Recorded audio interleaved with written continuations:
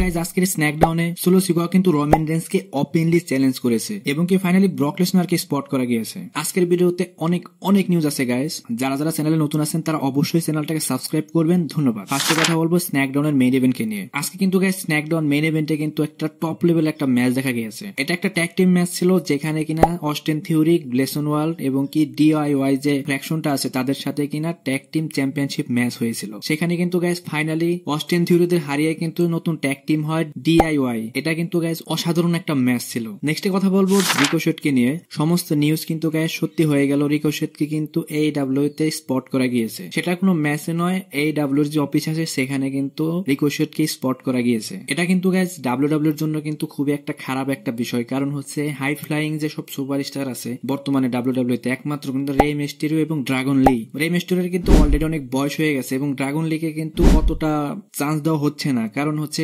Dragon লি কিন্তু অতটা segment ভালো করতে পারে না, কারণ সে অতটা ভালো ইংলিশ জানে না, সে মেক্সিকো থেকে বিলং করে। সো গাইজ এখানে একটা কথা বলতেই হবে, বর্তমানে যতগুলো সুপারস্টার আছে যারা কিনা হাই ফ্লাইং তাদের মধ্যে বেস্ট হচ্ছে রিকোশেট। নেক্সট এই পিকচারটি দেখুন গাইজ, র্যান্ডি অর্টন কিন্তু কোডি রোডসের দিকে তাকিয়ে আছে। আমরাও আশা করছি গাইজ কবে এই দিনটা দেখতে পাবো যে র্যান্ডি অর্টন কোডি রোডসকে জিতুন করে নতুন চ্যাম্পিয়ন হবে। নেক্সট এটা দেখুন গাইজ, সেথ রোলিন্স কিন্তু ডাব্লিউডাব্লিউ তে 14 বছর পার করে ফেলেছে এবং দা মিস 18 বছর, রোমান রেন্স 14 বছর, জন সিনা 22 বছর এবং কি সব থেকে শকিং হচ্ছে ডমিনিক মিস্টেরিও কিনা 18 বছর পার করে ফেলছে ডাব্লিউডাব্লিউ তে এবং কি র্যান্ডি অর্টনও কিন্তু জন সিনার মতো 22 বছর। এখানে প্রশ্ন হলো ডমিনিক মিস্টেরিও 18 বছর কিভাবে হয়? কারণ হচ্ছে তার বাবার সাথে কিন্তু সে ছোটকাল থেকে ডাব্লিউডাব্লিউ তে অ্যাপিয়ারেন্স করেই যাচ্ছে, কারণ সে কিনা রে মিস্টেরিও যখন এডি গ্যারোর সাথে তার রাইভেলারি ছিল তখন কিন্তু ডমিনিক মিস্টেরিওর একটা অ্যাঙ্গেল ছিল গাইজ।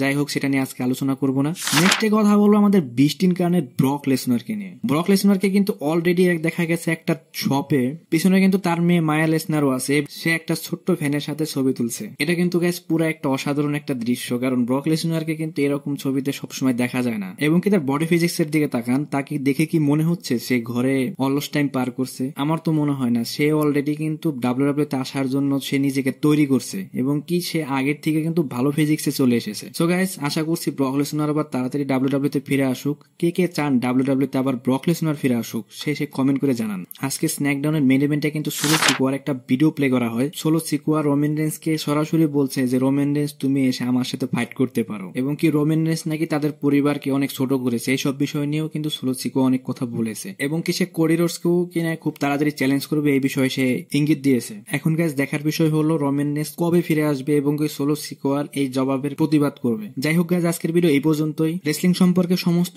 নিউজ এবং আপডেট জানার জন্য আমাদের চ্যানেলের পাশেই থাকবেন এবং কি মানি ইন দা ব্যাংকের প্রেডিকশন নিয়ে কিন্তু আমার চ্যানেলে একটা ডেডিকেটেড ভিডিও আছে, অবশ্যই চেক করতে পারেন। ধন্যবাদ।